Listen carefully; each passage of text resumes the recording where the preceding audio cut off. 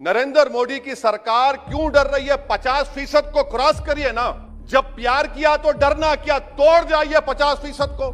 और आप सिर्फ मराठाओं की बात करते हैं, मुसलमानों की बात क्यों नहीं करेंगे? अगर आपके इस बड़े दिल में क्या उन गरीब मुसलमानों के लिए धड़कता हुआ दिल नहीं है कि हम सिर्फ भिखारी हैं, आपका वोट हासिल करेंगे, आपको नेता बनाएंगे, मुख्यमंत्री बनाएंगे, प्रधानमंत्री बनाएंगे, और हमको क्या मिलेगा? इफ्तार की दावत और मुंह में खजूर। अगर आप ओबीसीज के लिए हैं तो उन मखसूस कास्ट के लिए आप हैं, आप तमाम ओबीसीज के लिए नहीं है। सेंट्रल यूनिवर्सिटी में 51.6% ओबीसी के पोस्ट वैकेंट हैं। इसीलिए मैंने कहा कि आपको उनके वोट से मोहब्बत है, उनको जमीन से आसमान पर उठाने से आपको कोई मोहब्बत नहीं है। ये हकीकत है सर, ये बगीचे अतफाल है।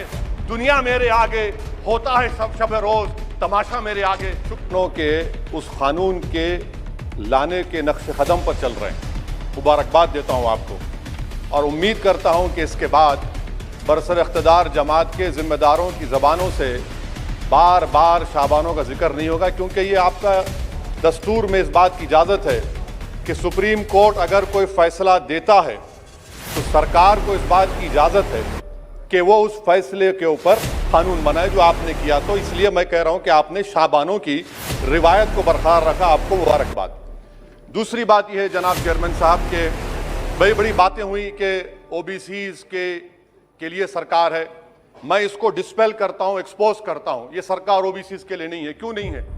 National commission of scheduled caste, national commission of scheduled tribe जो है 338B में उनको जो इख्तियार दिया गया है वो प्लान एंड पार्टिसिपेट करने का।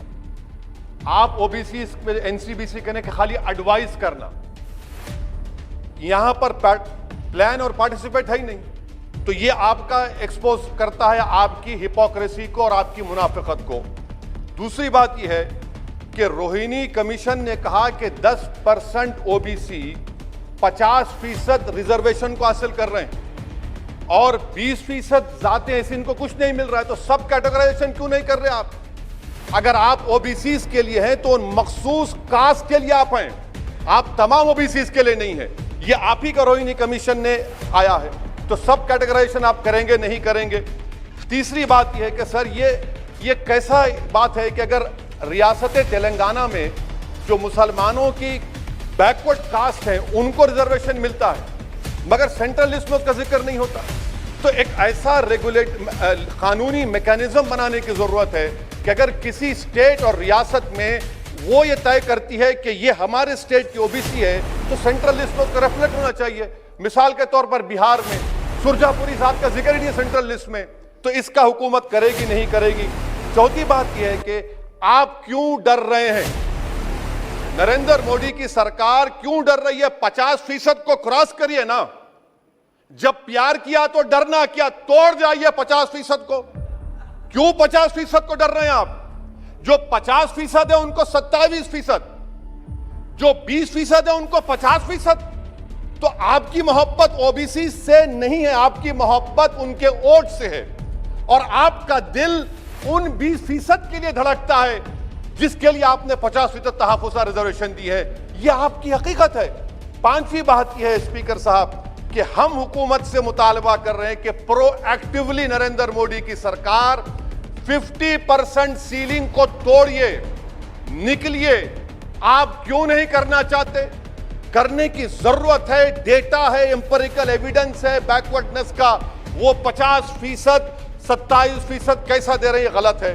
छठी बात यह है कि सर ये एक सुनहरा मौका है कि आप इस तरह का कानून बनाइए, 50% लिमिट को क्रॉस करिए और ओबीसी समाज से सही मानों में इंसाफ करिए। सर एक और बात, आज ही के दिन 1950 10 अगस्त को प्रेसिडेंशियल ऑर्डर हमने निकाला था, बड़ा तारीखी दिन था जिसमें हमने शेड्यूल कास्ट को रिजर्वेशन दिया। मेरा हुकूमत से मुतालबा है, मैंने कांग्रेस की हुकूमत थी वहां बैठता था मैं, आज यहां बैठकर भी तीसरी मर्तबा कह रहा हूं कि 1950 का प्रेसिडेंशियल ऑर्डर रिलीजन के बुनियाद पर बनाया गया जो राइट टू इक्वालिटी के खिलाफ है, जो राइट टू इक्वालिटी के खिलाफ है। एक सुनहरा मौका आपके पास आया है कि उसको रिलीजन न्यूट्रल करिए।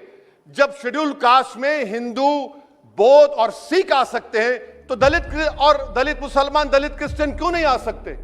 सच्चर कमेटी गवर्नमेंट की कमेटी, उसमें जिक्र लिखा है।